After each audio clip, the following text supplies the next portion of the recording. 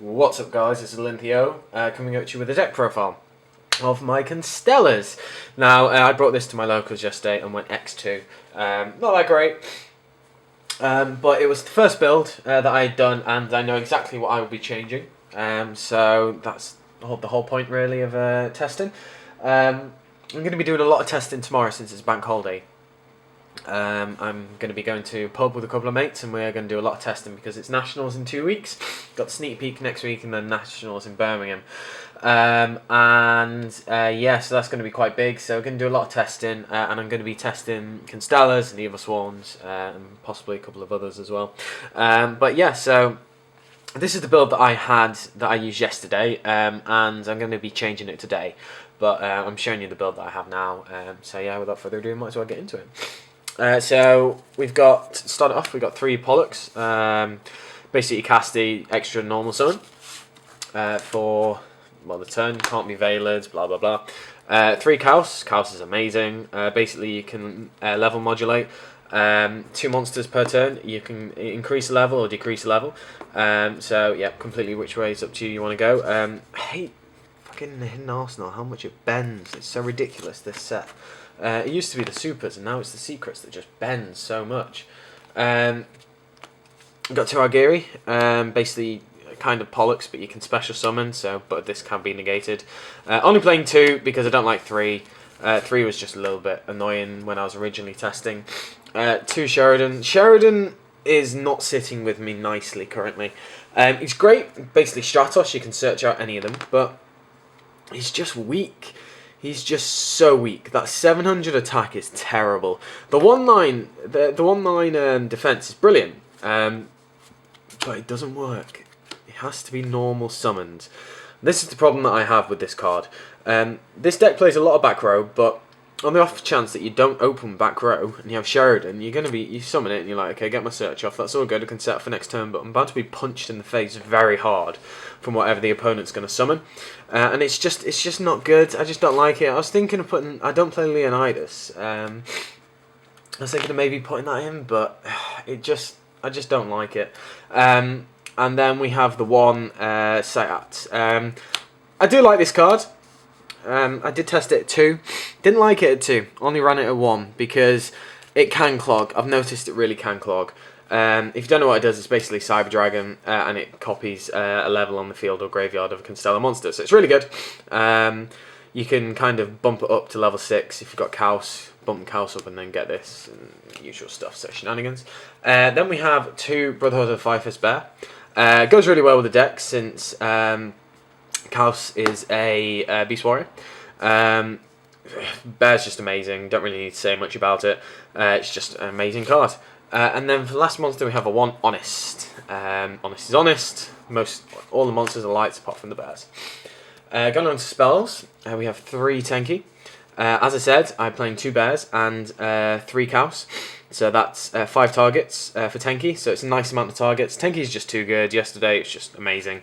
Don't really need to go into Tenki too much. But I like having 5 targets with Tenki because I can also search out, for example, with Sheridan, different things like that. But yeah, it just seems to be good. Then we have 2 for Bin Lance. Bin Lance is amazing. One of the best cards of the format currently. I know a lot of people are saying you should decide we should play Dress instead. Disagree. It depends on the deck. But in this deck, I like Lance. Then 2 Duality. This deck does struggle at times to open. Like you can more often than not, you can go first turn like Pallades and just kind of wreck. But on the off chance that you can't, you can go Pot Duality and kind of sit there a little bit. If you've maybe got the bears or something like that, you can kind of search and just kind of sit on that and relax. 2 MST. Going to bump it up to 3. Just because it's nice to be able to kind of set up. This deck's very control, so it's very nice to have another MST. Then we've got I'll just do the ones. We've got the 1 Reinforce the Army for Pollux. We've got the 1 Heavy Storm, because it's Heavy Storm. We've got the 1 Dark Hole, it's Dark Hole. We've got the 1 Monster Reborn, because it's Monster Reborn. And then we got the 1 Star Cradle. Star Cradle's really good, I do like it. I tested 2, it just didn't work at 2 for me. Basically, you get 2 Constellar monsters from your grave, add them to your hand, and then you can't conduct your battle phase, so you can still go into Pleiades, and it's all nice, but it just clogged. It's going to be removed when whatever's Sombraze, something like that, whatever that one's called. I honestly forgot off the top of my head. That's going to come out when that comes out. So yeah, going on to the traps. 2 Deep Prison, because it's Deep Prison. 2 Bottomless, because it's bottomless. Can't really say much on the traps, guys. It's a very heavy trap lineup. 2 Mirror Force, because Mirror Force is amazing, and people still don't expect this card. It's just too good. 2 Fiendish Chain, because Fiendish Chain is boss. You can recycle this with Pleiades as well. If they go Tour Guide, for example, you can flip that chain, stop them, and then maybe, you know, in your turn or their end phase, whichever you want to do, you can bounce your Fiendish Chain and recycle it. So it's just really good. Could consider bumping it up to 3, but I think 2 is a good number. And then just going on to the wands, we have a 1 Heavy Storm, because sorry, not Heavy Storm, trying to tribute, because I like to keep field presence with this deck. You want to keep Pleiades out, you want to keep all your other monsters out, so I only run 1 just for like dire situations. I've got the 1 Starlight Road.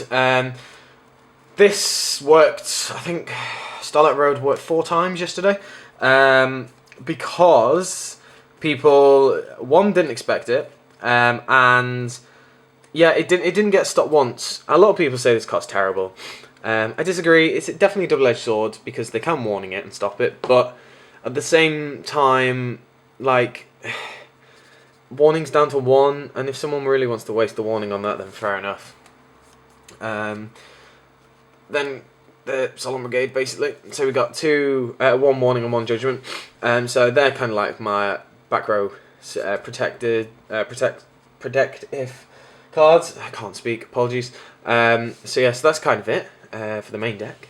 If you want me to go over anything, I can. Just let me know. I assume that a lot of you know what these cards do. If you don't, apologies. But they've been out for a bit now. So yeah, so going on to the extra deck, we got 2 M7. M7's amazing. Can overlay it onto any Constellar monster, but you can't activate its effect this turn. Its effect is basically just you can bounce a card on the field, bounce a monster card on the field or the graveyard, either graveyard to your opponent, to your hand, well, to the owner's hand. Sorry. So yeah, just really good, and a 2/7 beta is very nice. Then we got the 1 Gaia Dragon. Just because I can overlay it on Pleiades or M7 or whatever I want. Sorry, my phone's going a little bit nuts there. Speak of the Devil, one of the best XYZs, personally. Pleiades, just bounce anything, whatever you want. It's just really good. This deck rapes Evil Swans. It really does, because they have no outs whatsoever. Yeah.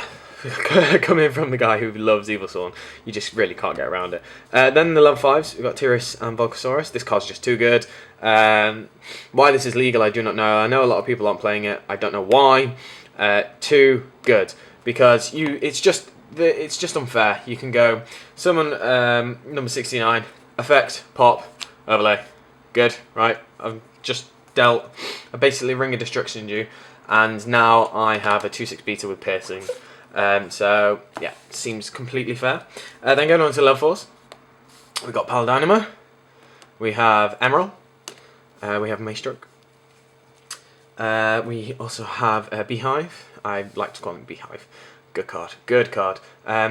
You can only overlay with 2 level 4 Constellars, but basically he gives any Constellar 1000 attack boost in the damage step when you attack or it is attacked. So it's just too good.